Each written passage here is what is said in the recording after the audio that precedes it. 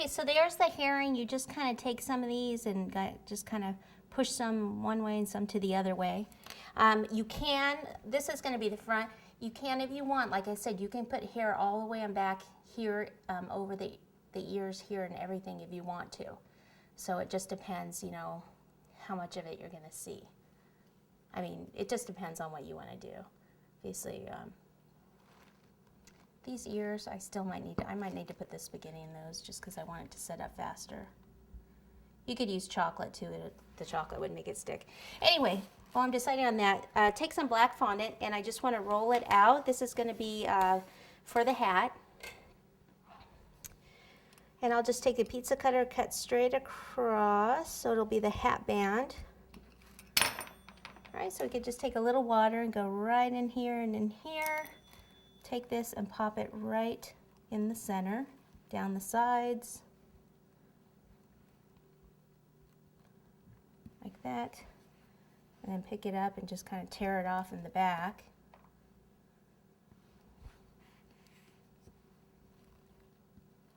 Okay, and then we're going to do the buckle in the center.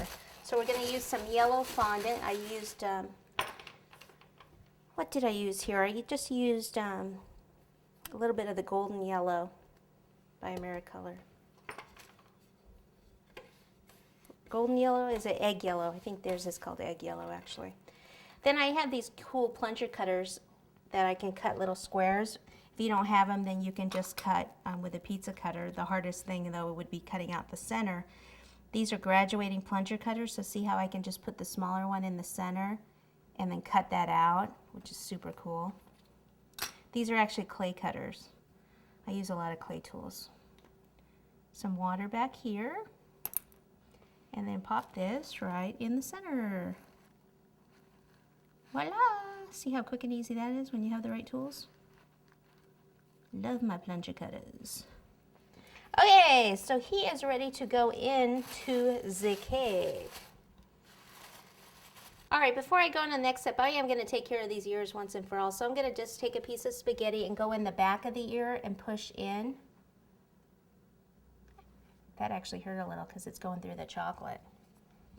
Ouch. Okay, and then this one, see in the back. Oops. Oops!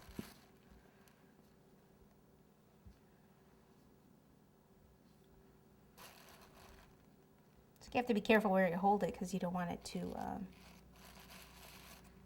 don't want to ruin it. I need a little bit more water now on this one because I took it totally off.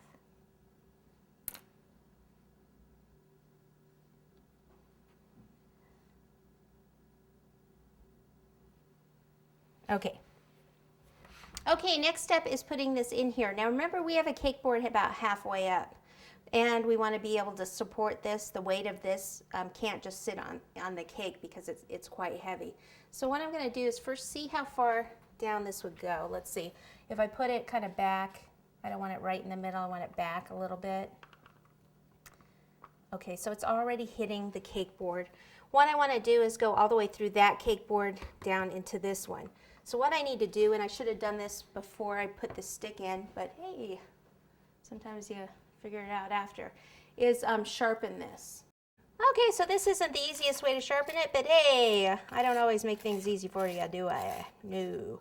I mean, this could happen to you too. You realize, oh my gosh, I made a mistake. All right, that's good. Now, I'm going to do this to another one, and I'm going to poke a hole in that cardboard first with this stick. Because if I try to get that one through, I don't want to ruin the head. Pop it through, and all I want to do is get through that one cardboard. There we go. Okay, so then hopefully this one, I just have to kind of find the same spot, and then this one will go